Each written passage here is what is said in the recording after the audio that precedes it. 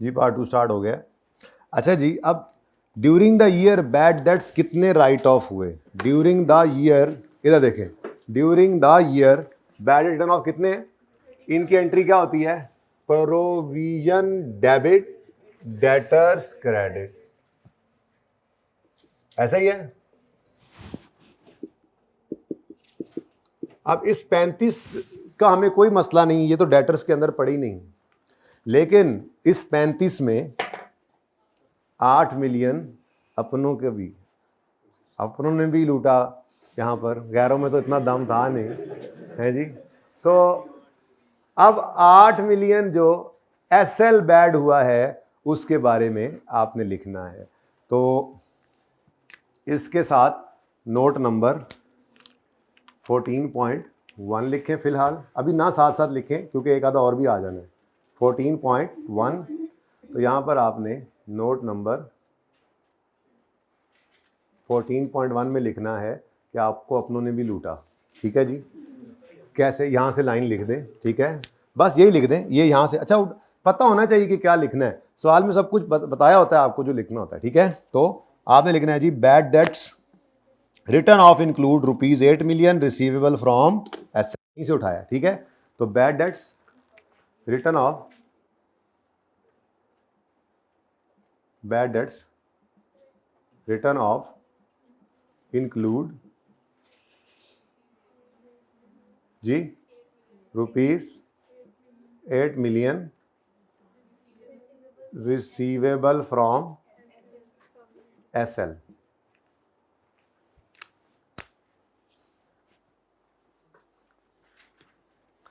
अच्छा जी, देखना भाई, जरा जाके जरा देखना, बड़ी अहम बात आ गई। एक होता है जी बैड डेट, मतलब भाग गया,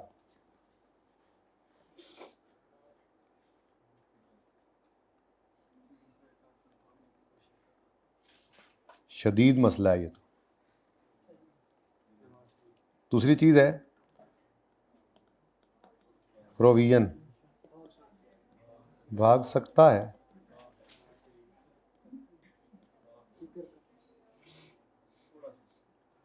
कम शिद्दत है।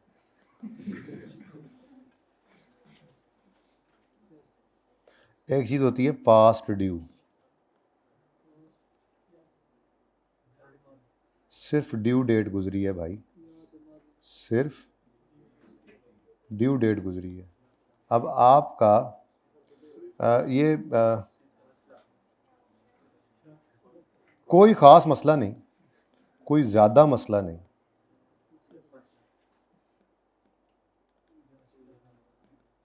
मतलब ज़रूरी नहीं होता कि आपका, अगर जैसे मिसाल के तौर पे आपने किसी को चीज़ बेची और उसको 1 महीने का टाइम दिया, 1 महीने से 3 दिन ऊपर हो गए, अब क्या इसका मतलब ये है कि ये प्रोविज़न बना लें इसकी?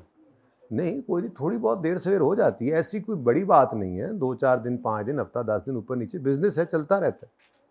ठीक है, शक पड़ने की भी कुछ वजूहात होती हैं ना।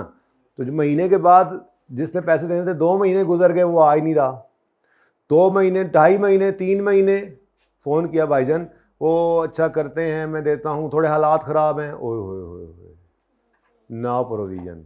और फिर जब 4-5 महीने और गुजरे और फिर फ़ोन किया तो फ़ोन ही बंद, खुद गए तो दफ्तर भी बंद, वापस आए, बैड डेट रिटर्न ऑफ। ठीक है, अब राइट ऑफ कर देना है। ठीक है ना, तो ये डिग्रीज होती हैं, डेट्स जो हैं, जब भाग जाए, एक्चुअल बैड हो जाए, तो वो रिटर्न ऑफ, वो राइट ऑफ कर देते हैं। जो शक वाला हो उसकी प्रोविजन बनाकर यूजर को दिखाते हैं, लेकिन अगर जो ओवर ड्यू हो उसके बारे में कोई जर्नल एंट्री नहीं होती हमारी अकाउंटिंग में।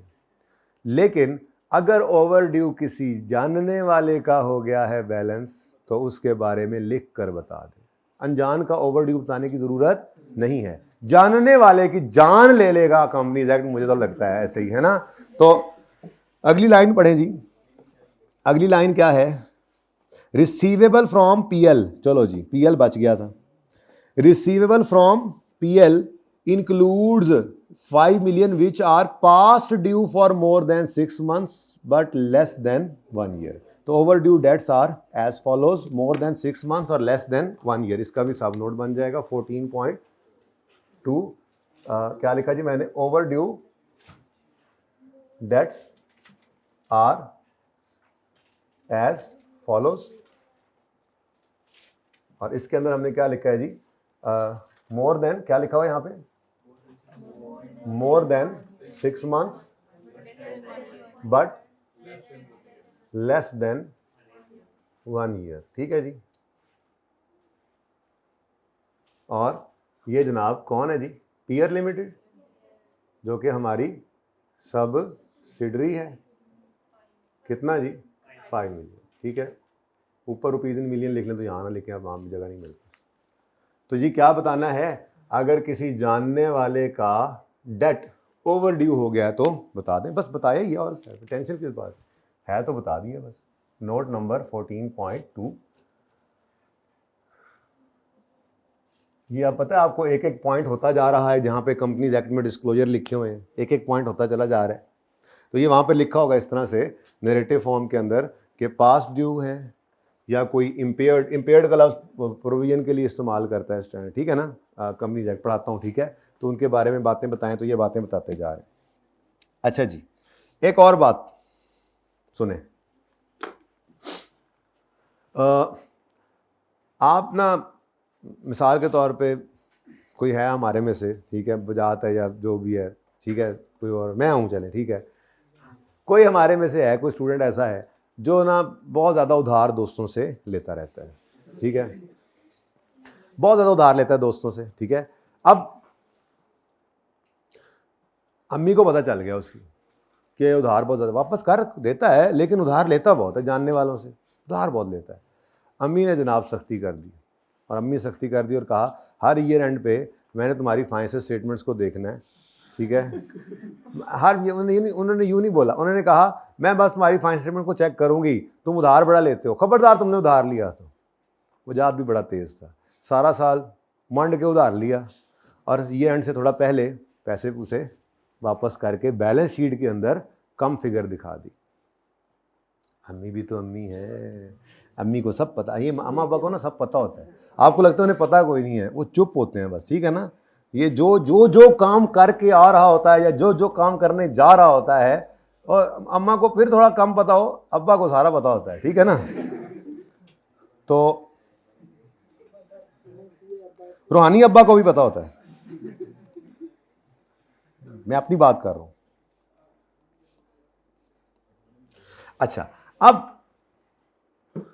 वालिदैन ने कहा कि ऐसे नहीं वजाहत बेटा, तुम जो एंड के ऊपर दिखा रहे हो इस वक्त कि सिर्फ जो है वो मिसाल के तौर पे तुमने 50 रुपये किसी के देने हैं, नहीं, हर महीने के एंड का बैलेंस चेक कराओ। ठीक है, मिसाल के तौर पे इस महीने में तुमने 70 देने थे किसी के, इस महीने में 90, इस महीने में 300 थे, इस महीने में 450 थे, इस महीने में 50 नहीं 40 भी रहे। अब ये जितने भी महीने हैं सारे के सारे 12 महीने हैं, इनमें से भाई अब लॉ है ना, लॉ वो वीकली भी कह सकता था, डेली भी कह सकता था, शुक्र करें थोड़ी सी बचत हो गई। लॉ ने क्या कहा, हर महीने का आखिरी बैलेंस देखो पूरे साल के अंदर, और जो उनमें सबसे मैक्सिमम आउटस्टैंडिंग किसी भी वक्त पूरे साल में रहा है ना, जानने वालों से, वही बात, जानने वालों की जान ले रहा है कंपनीज एक्ट। ठीक है, तो अगर जानने वालों से कोई रिसीवेबल है और वो पिछले पूरे साल के अंदर मुख्तलिफ अमाउंट्स रही हैं, तो 12 महीनों की क्लोजिंग बैलेंस, क्लोजिंग अमाउंट उठाओ जो पेएबल है, जो पेएबल है। ठीक है, मतलब आपके सब्सिडरी ने आपसे लिया होगा ना, तो हम रिसीवेबल का नोट बना रहे हैं, तो हम, मैं समझा आपको रहा हूँ, तो आपने तो देने होंगे ना उधार। ठीक है, तो आप जैसे आपका उधार जो देना होगा आपने, वही दूसरे ने लेना भी तो होगा, तो हम लेने वाले के नोट में जाएंगे, लेकिन फिलहाल मैं समझा आपको रहा हूँ जैसे किसी ने उधार देना है। तो क्या रहा है लॉ, क्या कह रहा है कि जो पिछले 12 महीने में सबसे मैक्सिमम अमाउंट आउटस्टैंडिंग रही है, हालांकि क्लोजिंग डेट पे बैलेंस शीट में ये 50 ही आना है। कोई ऐसी अकाउंटिंग ना फनकारी लगाए अपने दिमाग से कि शायद बैलेंस शीट के अंदर रिसीवेबल जो है वो 450 यूज़ कर लेंगे, ये बेवकूफ़ी ना कर देना। बैलेंस शीट में एज ऑन 30 जून जो भी होगा ईयर एंड, आपका यही रिसीवेबल होगा, लेकिन आपने पूरे 12 महीनों में हर महीने का क्लोजिंग उठाकर देखना है, जो सबसे मैक्सिमम है सिर्फ उसको लिख के बता देना है कि पिछले पूरे 12 महीने में कोई मैक्सिमम एग्रीगेट अमाउंट जो आउटस्टैंडिंग रही थी किसी भी वक्त में, वो मैक्सिमम कितनी थी, 450।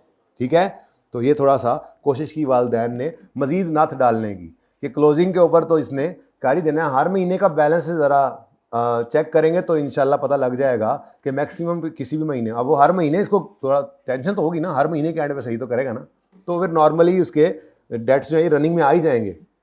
अगर ये हर महीने ही इसको अरेंज करता रहे कि चलो कम कर लूँ यार, अम्मा अब्बा ने फिर बैलेंसेस देखने आके, तो हर महीने कम करेगा तो चलो कुछ लेन देन तो चल ही रहा होगा ना। ठीक है, चले पढ़ें,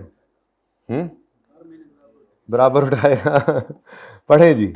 number 4, maximum aggregate amount outstanding at the end of any month from SL and PL amounted to 60 and 40 respectively। भाई अब इसका क्या करना है, जस्ट डिस्क्लोज। ठीक है, अंग्रेजी में लिख कर बता दें मैक्सिमम एग्रीगेट अमाउंट, यहीं से लाइन उठानी है। ठीक है, as it is copy paste कर लेनी है। Note number 14.3, maximum aggregate amount, maximum aggregate amount outstanding.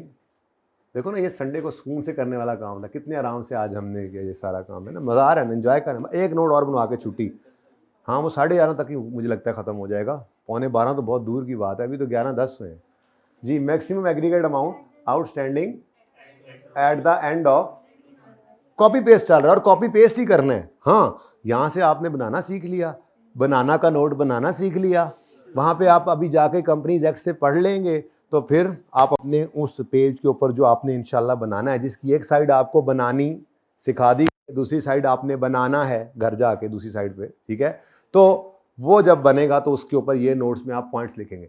एक बार लिख लेंगे पॉइंट्स, दोबारा किताब खोलने की जरूरत नहीं पड़ेगी आपको। ये जो आप ट्रेड डेट्स का, ये जो ट्रेड एंड रिसीवर्स का, ये रिसीवर्स का जो नोट अभी जो जाके पढ़ाता हूँ ना कंपनीज एक्ट से, ये बनाना सीख लिया, इसको वहाँ से एक बार पढ़ लिया, 2 बार पढ़ लिया, तीसरी बार आपने किताब उसके ऊपर सफ़े के ऊपर उसके पॉइंट्स मोटे मोटे लिख लिए। जब ये एक बार हो जाएगा तो फिर इंशाल्लाह आपको दोबारा शायद किताब भी खोलने की जरूरत न पड़े। तो ये तो कॉपी पेस्ट है। Maximum aggregate amount outstanding at the end of any month from SL and PL, और लिख लेना पूरे, amount to ₹60 million and ₹30 million respectively, full stop। ठीक है जी।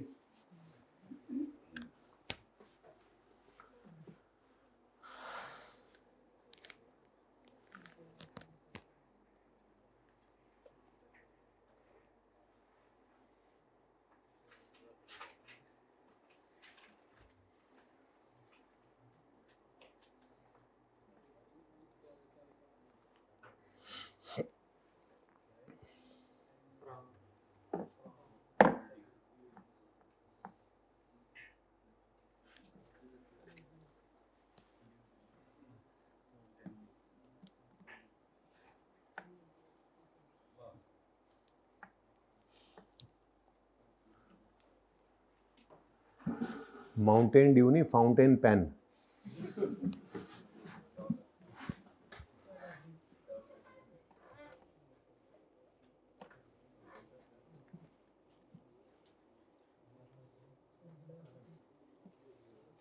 ले जी, हम पढ़ रहे थे इस वक्त ये note, current assets.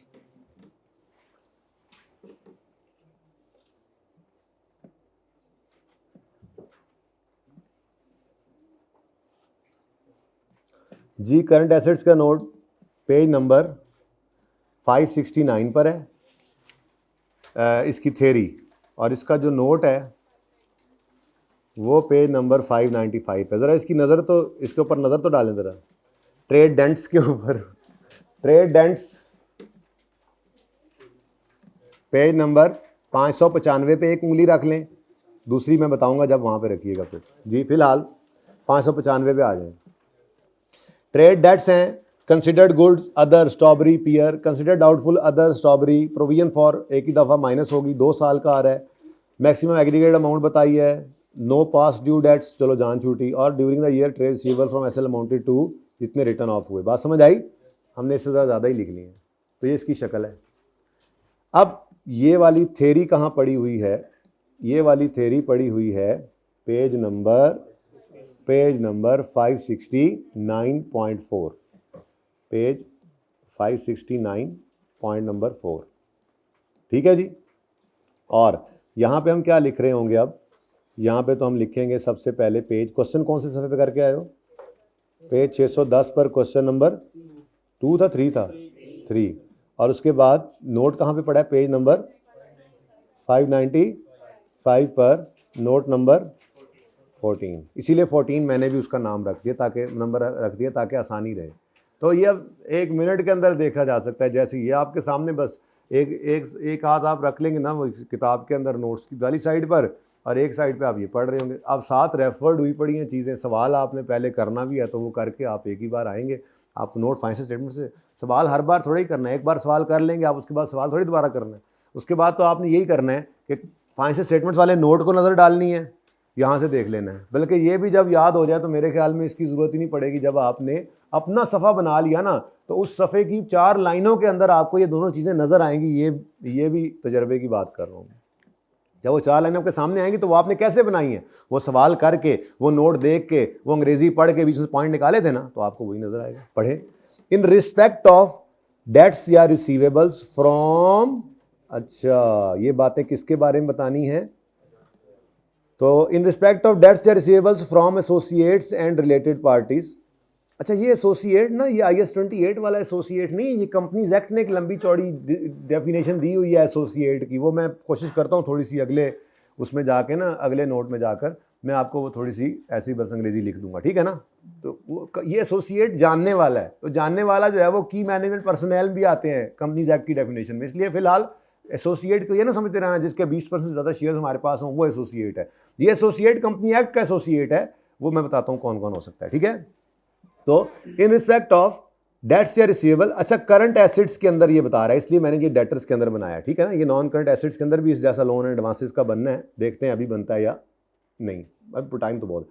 In respect of debts receivable from associate and related parties there shall be disclose, क्या क्या? Name of each associate and related party, name of strawberry, pier, हर रिलेटेड पार्टी का, हर एसोसिएट का हमने name दिया। Maximum aggregate amount outstanding at any time during the year calculated by reference to month end balance, कितने क्या ये 14.3 में लिखा।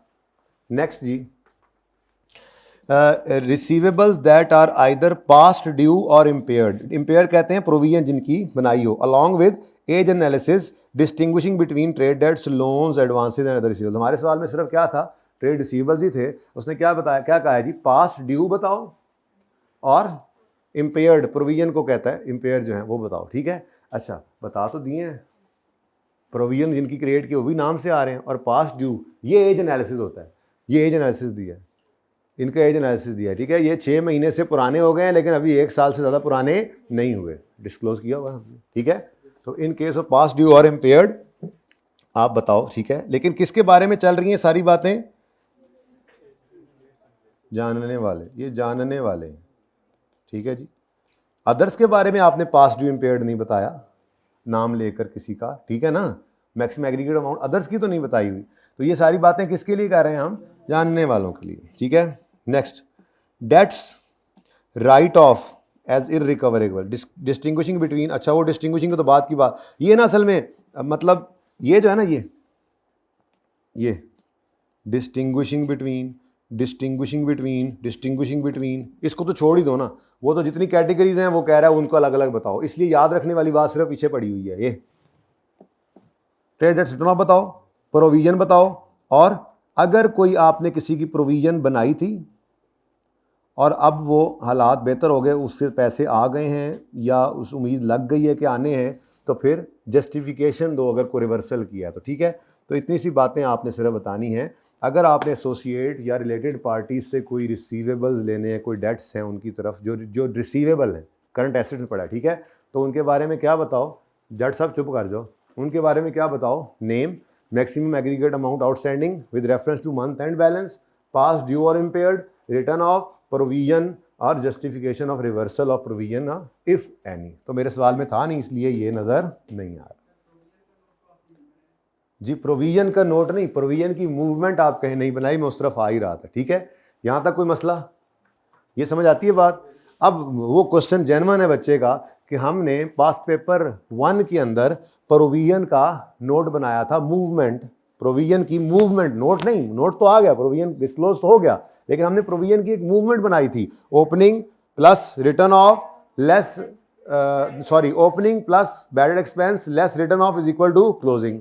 उसके लिए जरूरी क्या चीज है, ओपनिंग का होना, बोलो, क्लोजिंग है, रिटर्न ऑफ है, ओपनिंग का होना और फिर बैलेंस का होना। इन दोनों का एक निकल आया तो दूसरा बैलेंस ही निकाल लेते ना। तो आप अपने पास लिखो इस सवाल के ऊपर, ओपनिंग प्रोविजन, ये यूं लिखें, प्रोविजन का डाटा अवेलेबल नहीं था, इसलिए प्रोविजन की मूवमेंट इस सवाल में नहीं बन सकती थी। प्रोविजन का डाटा अवेलेबल नहीं था, इसलिए प्रोविजन की मूवमेंट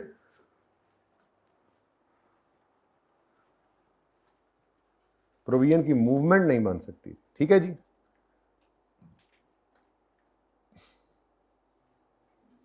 अब इधर देखो, प्रोविजन फॉर डाउटफुल डेट, तो भाई इधर देखो सब, प्रोविजन फॉर डाउटफुल डेट तो हमने डिस्क्लोज कर दिया है। स्ट्रॉबेरी से 22 जो है वो गुड है, स्ट्रॉबेरी से 10 डाउटफुल है। तो ये प्रोविजन का नोट नहीं है। नोट किसे कहते हैं, डिस्क्लोजर को कहते हैं, डिस्क्लोज किया तो है नोट्स के अंदर, ठीक है। प्रोविजन मैंने रिश्तेदारों की प्रोविजन हमने बता दी, रिश्तेदारों के बैड डेट्स कोई हैं तो कितने गए, ये रिटर्न ऑफ वो हमने बता दिए, रिश्तेदारों के जानने वालों के पास ड्यू हैं तो वो बता दिए, मैक्सिमम एग्रीगेट अगर जानने वालों का है तो वो बता दिया है। लेकिन प्रोविजन की मूवमेंट सबके लिए ही बनती थी, उसके लिए जरूरी क्या था, या मुझे बैड एक्सपेंस की फिगर दे देता या ओपनिंग दे देता, तो मैं तीसरी चौथी चीज जब बैलेंसिंग निकाल लेता और मैं यहां पर लिखता जैसे मैंने पास पेपर 1 में लिखा था, ओपनिंग मूवमेंट इन प्रोविजन, पर वो मैं नहीं कर सकता था, ठीक है। तो 14.1 स्ट्रॉबेरी से रिलेटेड है, 14.2 पियर से और 14.3 दोनों से।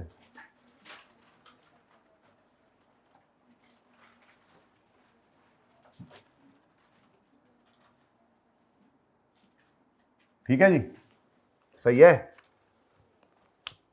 ऐसे याद करना है। अब देख लो, अब यूं याद करने की बारी जब आए ना, बस तफसील से पढ़ लिया, याद करने की बारी जब आए तो बस ऐसे याद करना है।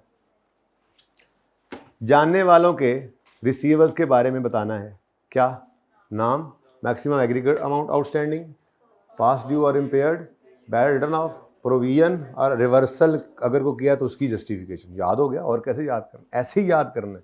ये तो मुमकिन ही नहीं है, कोई कह भी नहीं रहा आपको कि लफ्ज़ ब लफ्ज़ याद करें इस लॉ को, आप कोई ज़रूरत नहीं है, याद रखना है। तो ये आपने बनाना सीखा, आपने उसको फाइनल स्टेटमेंट में देखा, आपने यहाँ से थ्योरी पढ़ ली। मैं कहूँगा ये थ्योरी याद ना करो, ये अंडरलाइन वाली बातें आपके लिए इंपॉर्टेंट है ना, इन्हीं को अपने नोट्स के अंदर लिखो। 2 सफ़ों के ऊपर आपने डिस्क्लोजर को ले आना है इंशाल्लाह। 1 सफ़ा तो पहले ही बना हुआ है, उसी को चाहे यूज़ कर लें और उसकी बैक वो कॉपी करवाएं ना उस सफ़े की, बैक साइड के ऊपर ये बना लें खुद, आपका 1 सफ़ा डिस्क्लोजर्स का कंपनीज एक्ट का बन जाएगा। ठीक है, चलो थोड़ा सा आपको डिस्काउंट मिल गया। चलें आगे। हाँ बस ये एक और नोट कर लें, ये वाला, इसमें ना अभी ये थोड़ा सा एक एरिया है, ये अभी पेंडिंग है, ठीक है। इसके ऊपर हम इंशाल्लाह वक्त लगाएंगे। ये एरिया ये बड़ा इम्पोर्टेंट एरिया है, ठीक है।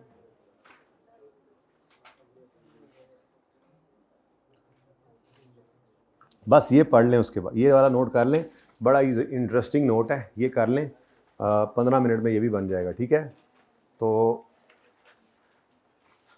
सवाल मैं देखता हूँ, जब फिर मिटाएंगे उसी हिसाब से काम दे जाएगा। अब ये फॉर्मेट बार बार नहीं लिखा जाता। अच्छा जी, ये जो एसोसिएट टेंशन पड़ी हुई है, ज़रा देख लें।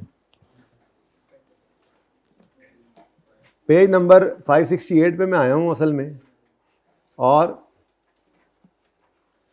ये long term loans and advances हैं, long term loan and advances, asset side चल रही है, ठीक है। अब यहां पर लिखा हुआ है loan and advances, loans and advances to directors, का मतलब एसेट है ना, रिसीवेबल। और दूसरी चीज कहते हैं जी ये loans and advances, loans and advances to associates and related parties. ये बार बार इस्तेमाल हो रहा है, इसी का तो मसला है, ठीक है। तो एसोसिएट्स क्या होते हैं कंपनीज एक्ट के मुताबिक? एसोसिएट ज़रूरी नहीं है कि जिसके आपने 20% शेयर्स खरीदे हैं उससे ज़्यादा वो एसोसिएट है, आपका पेरेंट भी आपका एसोसिएट है। कंपनीज एक्ट की नज़र में आपका पेरेंट आपका जानने वाला है, ठीक है। पेरेंट, सब्सिडरी,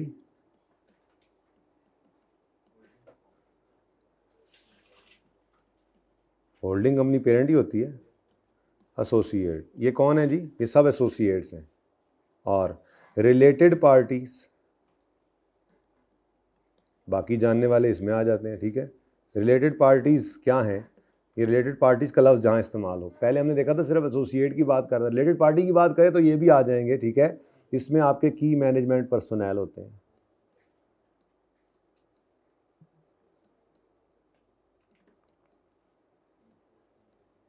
ठीक है जी।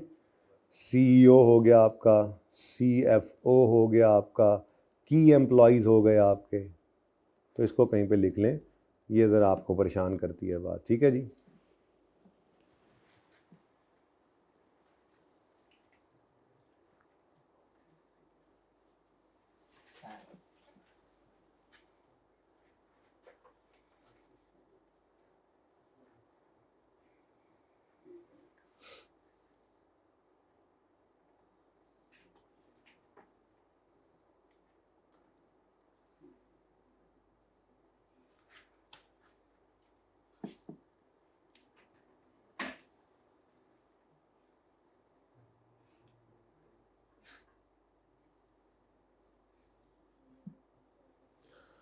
अच्छा बच्चों, अब बड़ा ही आसान नोट है,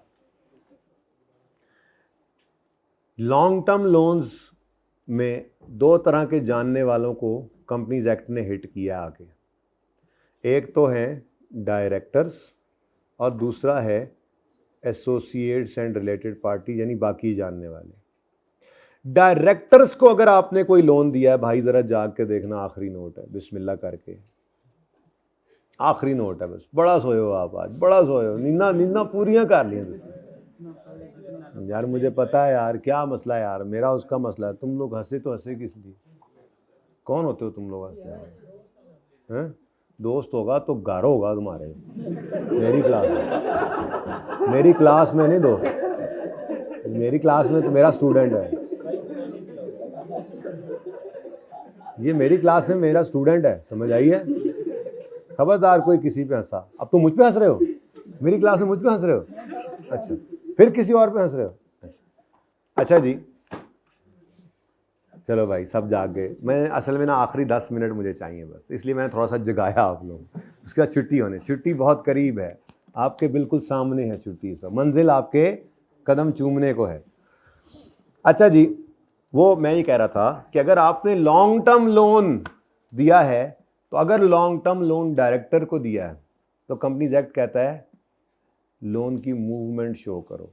हैं? लोन की मूवमेंट, रेकंसिलिएशन है, वो क्या होती है? साल के शुरू में कितना था, कितना इस साल आपने डायरेक्टर को लोन दिया है, कितना उसने उसमें से वापस किया है, और कितना क्लोजिंग। यानी पहली चीज लोन टू डायरेक्टर के अंदर क्या है? एक रेकंसिलिएशन, रेकंसिलिएशन बना के दो। लोन डायरेक्टर को लोन देते हो, रेकंसिलिएशन बनाओ, दे दो, कोई मसला नहीं, डायरेक्टर है, क्या कह सकते हैं आप, डायरेक्टर को लोन दे कंपनी, कोई मसला नहीं, लेकिन रेकंसिलिएशन बनाओ, उसमें क्या बताओ? ओपनिंग, ओपनिंग डिसबर्स्ड कहते हैं, आपने पैसे पे दिए, लोन दिया, और उसके बाद क्या होता है जी? रीपेमेंट, वापसी कितनी हुई है, और क्लोजिंग अभी भी कितना पड़ा हुआ है लोन। तो ये जनाब आपकी रेकंसिलिएशन बन गई।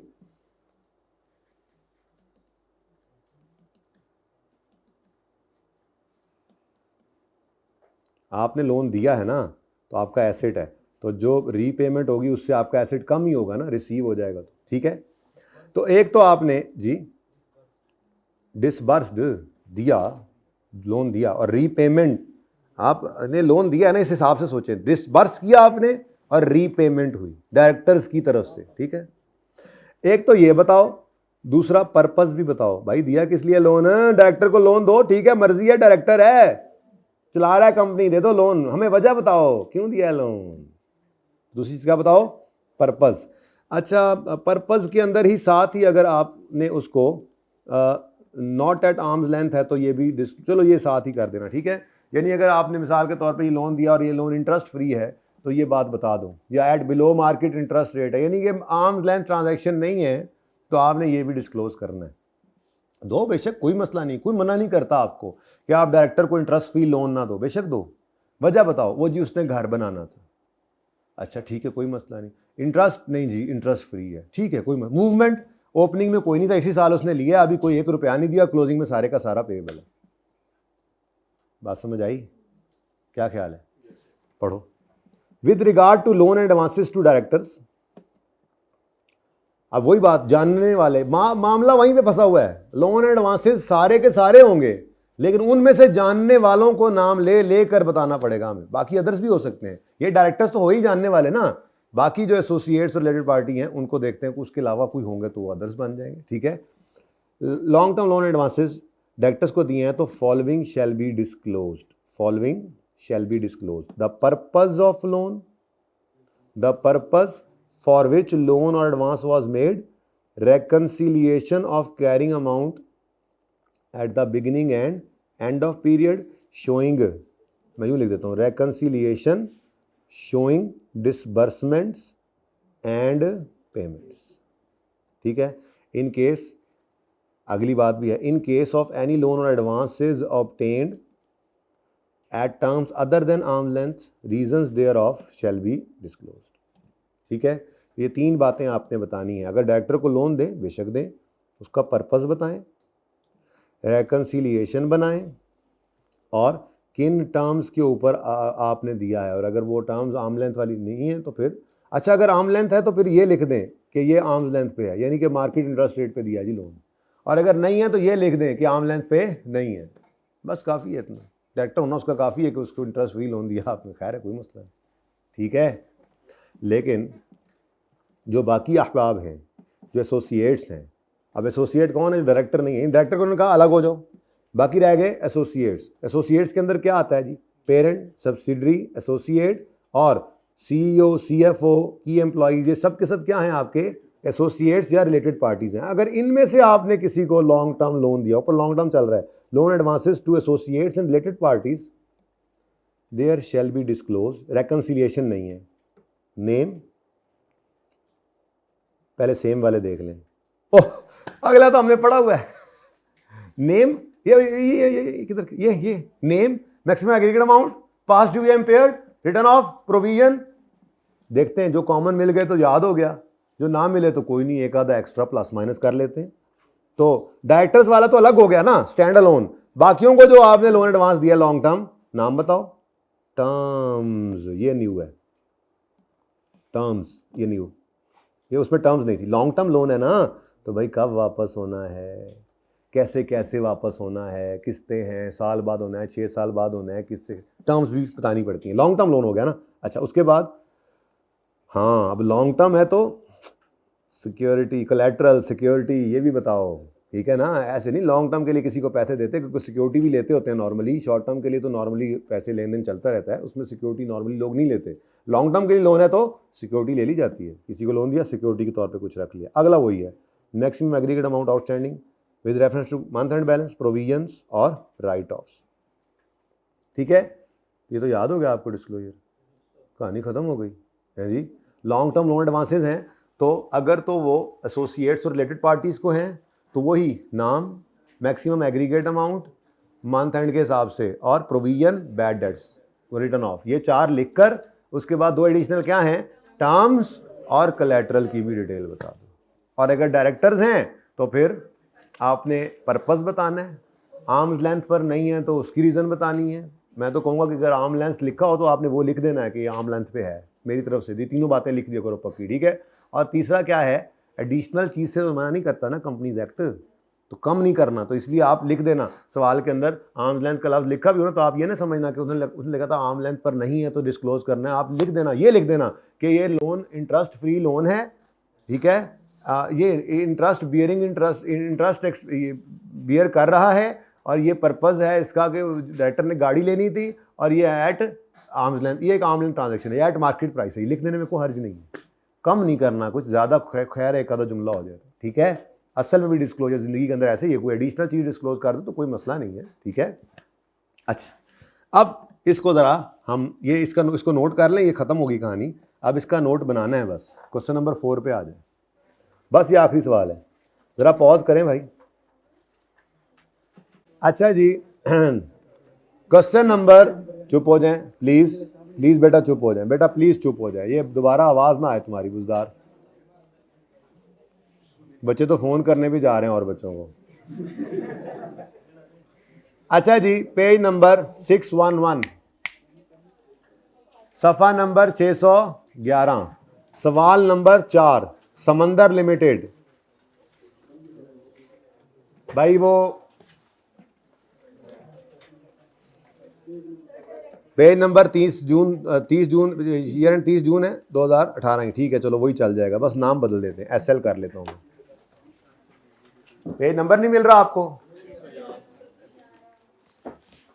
Question number 4, page number 11, SL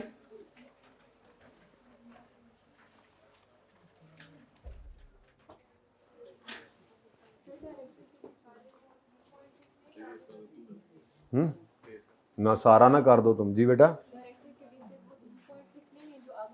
ना बस बस डायरेक्टर्स के वही 3 है, डायरेक्टर्स के लोन का पर्पस बताना है, डायरेक्टर से सिक्योरिटी लोगे आप, मुनासिब लगता है, ठीक है, हमने उसकी मूवमेंट दिखा दी बस, ठीक है, इसलिए उसको वो मैक्सिमम एग्रीगेट अमाउंट की भी जरूरत नहीं, क्लोजिंग भी नजर आ रहा है, सारे साल की मूवमेंट दिखा दी, तो बस जो ऊपर है अलग डायरेक्टर्स के लिए, डायरेक्टर्स के लिए क्या है, पर्पस बताओ लोन का, रेकंसिलिएशन बना के दिखाओ, और अगर आर्म्स लेंथ नहीं है तो बताओ। मैंने कहा है कि आप ये कह देना आर्म्स लेंथ पे, अगर है भी तो वही वो भी कॉपी पेस्ट कर देना, ठीक है। अच्छा,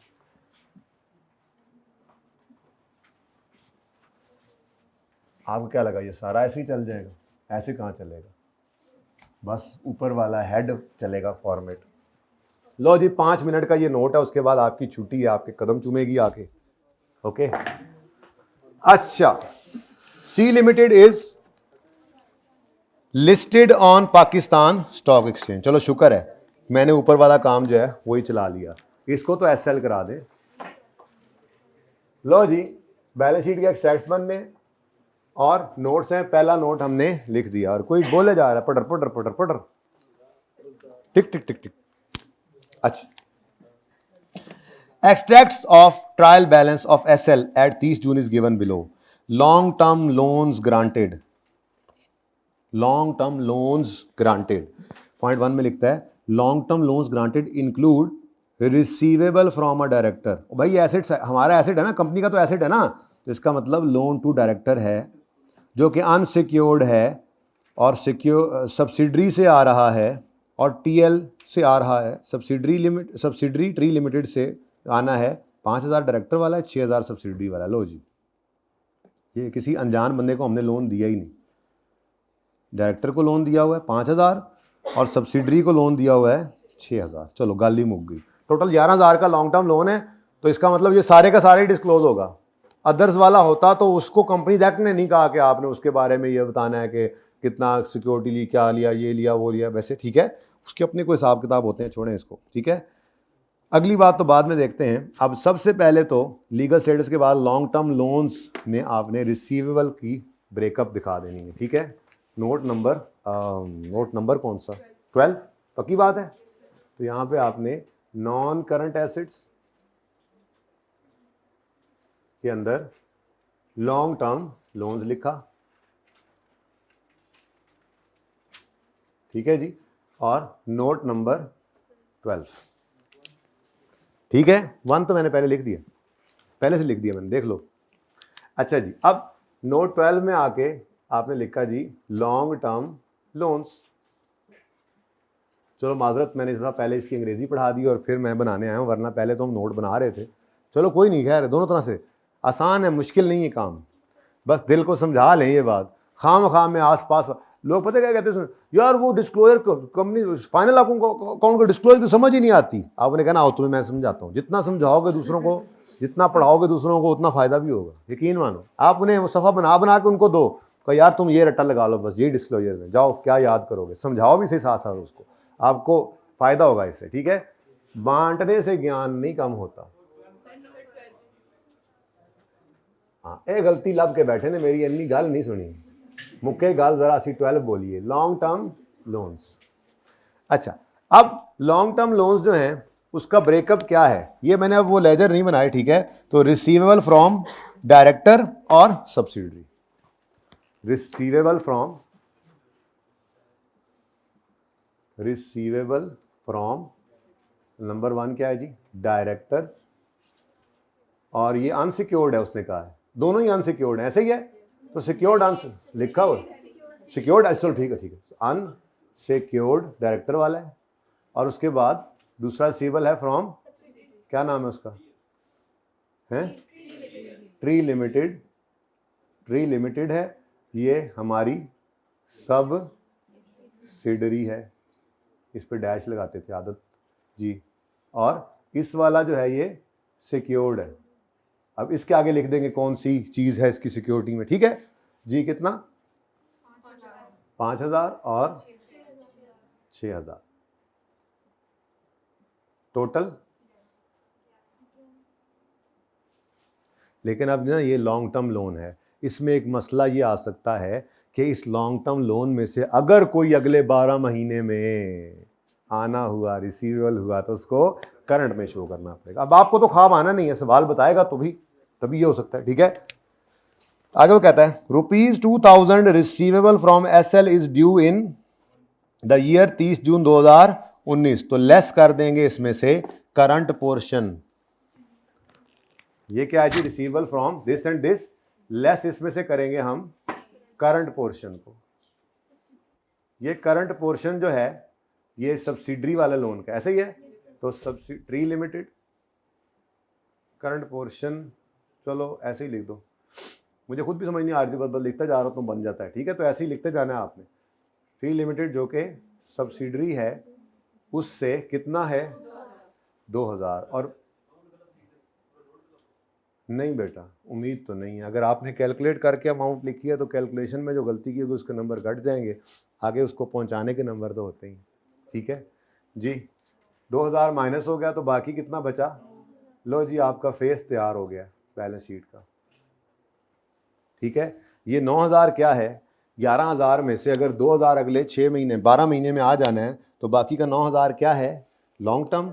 अब यहाँ पे आप बैलेंस शीट के फेस के ऊपर तो आपने लॉन्ग टर्म ही लिखा हुआ था ना, ये लॉन्ग टर्म लोन्स ग्रांटेड ही लिखा हुआ उसने, लेकिन अब हमने डाटा से निकाल लिया करंट पोर्शन, तो यहाँ पर करंट एसेट्स निकालो, हेडिंग बनाओ, और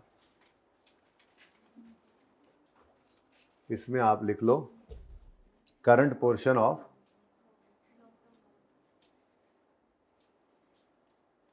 लॉन्ग टर्म लोन्स, ठीक है जी। ये भी नोट नंबर 12 में आपको मिल गया है, तो 9,000 और 2,000, ठीक है जी। ब्रेक करके शो किया प्रोफेशनली, इस तरह से करंट नॉन करंट तोड़ा जाता है। आप अभी तक सारा सीखने का ज़माना होता है, बैलेंस शीट बना रहे होते थे FR 1 के अंदर, तो आप यूँ लिखते थे, करंट पोर्शन निकाल लिया और ब्रैकेट में लिखते थे टोटल में से करंट गया तो बाकी नॉन करंट। तो वही काम आपने किया, टोटल में से करंट गया, लेकिन ज़रा थोड़ा सा हाँ प्रोफेशनल तरीके से। नोट्स इस तरह तो नहीं ना फाइनेंशियल स्टेटमेंट्स प्रिंट करवाते आप बनाकर, इस तरह से बनते, ठीक है। अब इसकी लड़ाई है और फिर इसकी भी लड़ाई है, दोनों की अपनी अपनी लड़ाई है। इसकी लड़ाई क्या है, डायरेक्टर को जो लोन दिया है क्यों दिया है, सवाल बताएगा इंशाल्लाह। फिर जो लोन दिया है उसकी मूवमेंट बनाओ, सवाल बताएगा, फिर बताओ अगर आर्म्स लेंथ पर नहीं है तो उसकी क्या रीज़न है, नहीं है तो खुद से बता देना आर्म लेंथ पर नहीं है, ठीक है, सही है, लिख ज़रूर देना। तो लड़ाई शुरू करते हैं जी। नोट नंबर 12.1 बनाते हैं इस वक्त और ढूंढते हैं कोई वजह उसने बताई हुई है। कहता है loan to director in adjustment 1 is given for purchase of car and is in accordance with company's policy. It is repayable, अच्छा ये तो आगे, it is interest free, the loan is interest free. क्यों इंटरेस्ट फ्री है? Company की policy है जी, reason भी आ गई, ठीक है ना। तो ये भी हमने साथ लिख दिया। तो लोन डायरेक्टर इसी पर्पस के अंदर ये दोनों चीज़ें कवर हो जाएंगी।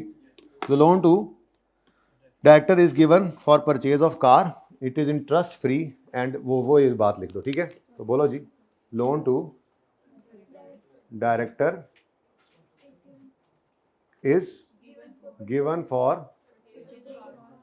Purchase of car and it is interest free, चलो वो भी लिख देते हैं, इट इज इंटरेस्ट फ्री, ये आर्म्स लेंथ पे नहीं है बताया ना, ठीक है, इंटरेस्ट फ्री है तो आर्म्स लेंथ नहीं कहते इसको, and it is interest free and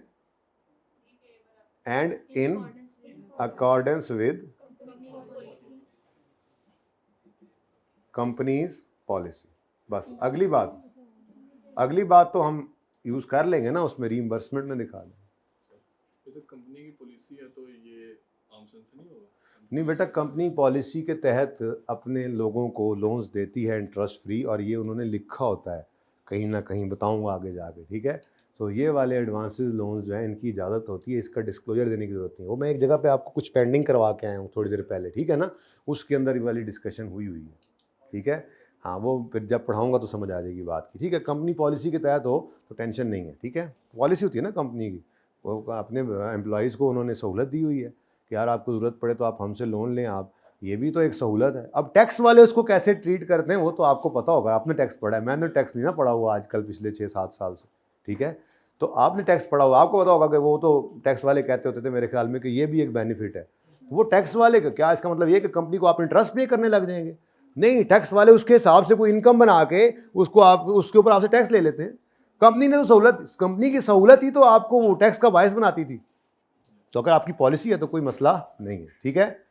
दरवाज़ा खुलेगा, आप बाहर देखेंगे, उससे पूछेंगे, इधर सामने देखें, तमाशा इधर लगा हुआ है, जरा पॉज करें। अच्छा जी, नेक्स्ट है जी नोट 12.2।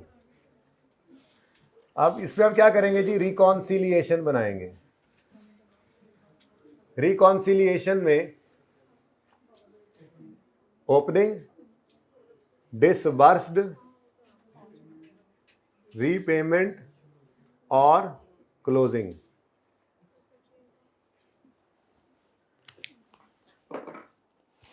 अच्छा, अब सवाल की इंफॉर्मेशन देखें। कहता है ये जो लोन है ये रीपेबल आफ्टर, तभी तो मैंने इसको लिफ्ट नहीं कराई करंट पोर्शन में, वरना करंट पोर्शन में ये भी आता। फिर करंट पोर्शन में भी ना हम यूं ही लिखते हैं, मैंने इसीलिए हेडिंग बनाई है।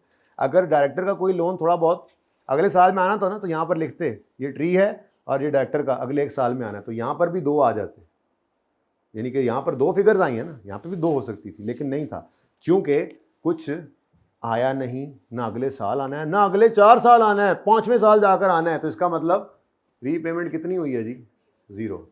सबसे पहले तो आप क्लोजिंग लिख लिया करो ढूंढ कर, यहाँ से क्लोजिंग कितना है, 5000, ठीक है जी। अब वो कहता है कि लोन 5 साल बाद, लोन इंटरेस्ट फ्री है, लोन वॉज गिवन इन, अरे तो ओपनिंग भी नहीं था, तो सारे का सारा ये ऐसे बनेगा।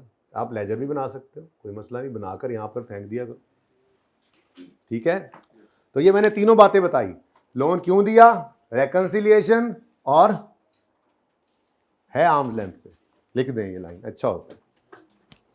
अब रह गए जनाब बाकी के, उनके बारे में। अच्छा, अब ये मैंने नोट 12.1 और 12.2 जो है वो डायरेक्टर से रिलेटेड बता दिया, ठीक है जी। ये सिक्योर्ड है और इसके साथ अब नोट्स चलने हैं जो ये आगे चलाऊंगा मैं, ठीक है। 12.3 ऑनवर्ड्स। क्या क्या बताना है जी बाकियों के बारे में? उनका नाम फेस पे नज़र आ रहा है, ठीक है, और उनका कलेटरल क्या सिक्योरिटी है अभी लिखा होगा, लिख लेंगे। उसके बाद टर्म्स कोई हैं तो बता देंगे वही लाइन के अंदर एज इट इज़। उसके बाद मैक्सिमम एग्रीगेट अमाउंट बोल तो दिया है, और प्रोविजन अगर कोई है तो बता दो, कोई राइट ऑफ है तो बता दो, ठीक है। अब ये आखिरी पॉइंट है, बस छुट्टी बहुत करीब है। The loan to subsidiary in adjustment 1 represent loan for purchase of new plant. ये उसकी टर्म्स उसकी वजह बता रहे हैं, खैर चलो ठीक है। और ये जो है वो repayable over a period of 1 to 3 years है। ये टर्म्स आ गई इसकी, ठीक है जी। बैलेंस आउटस्टैंडिंग तो अगला पॉइंट है ना, ठीक है, वो सिक्योरिटी है। तो पहले हमने ये टर्म्स बतानी है। ये ज़रा मुझे कॉपी पेस्ट कराओ। नोट 12.3 चल पड़ा है जी। लोन टू सब्सिडरी कर लो, चलो ट्री लिमिटेड भी लिख सकते थे। Loan to subsidiary represents loan for purchase of new plant. ये वैसे यहाँ कहीं लिखा नहीं होता कि इसका पर्पस बताओ, लिखा हुआ था मेरे ख्याल में। चलो खैर लिखा हुआ तो एक लाइन ज़्यादा लिखने से, एक लफ्ज़ ज़्यादा लिखना को मसला नहीं है। थोड़ी सी अगर लाइन लिखी हो तो आप भी लिख दो, खैर है। किस लिए जी? For of new plant and is repayable over a period of 1 to 3 4, अच्छा 1 to 3 ईयर्स। उसके बाद इसने कहा था कोई सिक्योरिटी है तो वो बताओ, क्या कहते हैं आगे? The balance outstanding from subsidiary, अच्छा, is secured by way of land. तो द बैलेंस आउटस्टैंडिंग, आउट बार खड़ा है, standing, from subsidiary is secured by way of land in Lahore. Maximum aggregate amount due from subsidiary at the month and during the year was 9,000. Maximum aggregate amount due from subsidiary at the end of any month during the year is rupees 9,000. Note number 12.6, there is no provision. Note number 12.7, there is no write off. नहीं अलग अलग बनाओ, उसने अलग अलग point लिखे हुए थे, मैंने याद नहीं कराने, तो अलग अलग लिखे हुए। ये देखो, provision for bad debt and loan advances, write off if any. तो no provision is required, no write off is required. अगर आप एक पॉइंट में लिख दो तो बिल्कुल पूरे नंबर मिलेंगे, लेकिन मैंने चूँकि पॉइंट्स याद कराने थे ना, तो ये 1 2 3 डायरेक्टर वाले हो गए, फिर ये 1 टर्म्स आ गई, 2 सिक्योरिटी कोलेटरल आ गया, ठीक है, 3 मैक्सिमम एग्रीगेट अमाउंट आ गई, 4था प्रोविजन, 5वां कोई राइट ऑफ। 5 ही थे ना मेरे ख्याल में, 5 ही थे, ठीक है। तो अलग अलग लिख लें। 6वां कौन सा है, कहीं बीच में मिक्स हो गया होगा फिर, चले खैर। नो प्रोविजन इज रिक्वायर्ड, वैसे आप पर्चे में इकट्ठा लिख देना इसको, ठीक है जी। और no write off is required जी, ठीक है बच्चों। तो यहाँ पर मैंने लिखा नोट 12.3 से लेकर 12.7 तक डिस्क्लोजर सारे इसी के। सिक्योर्ड है या अनसिक्योर्ड है, मैंने यहीं पे, हाँ ये था ना, अच्छा नहीं खैर वो तो सिक्योर्ड की सिक्योरिटी की डिटेल है, ठीक है, सही है जी। तो आपने डिस्क्लोजर्स को बस ऐसे ही याद रखना है जैसे आपको पढ़ाया। आपका कोई होमवर्क आज नहीं है, यही आपका होमवर्क है। जो पढ़ा है इसको कोशिश करके एक बार जब माइंड फ्रेश हो जाए शाम में, तो आपने इसको एक बार पढ़ लेना है बस। ओके जी, अल्लाह हाफिज़।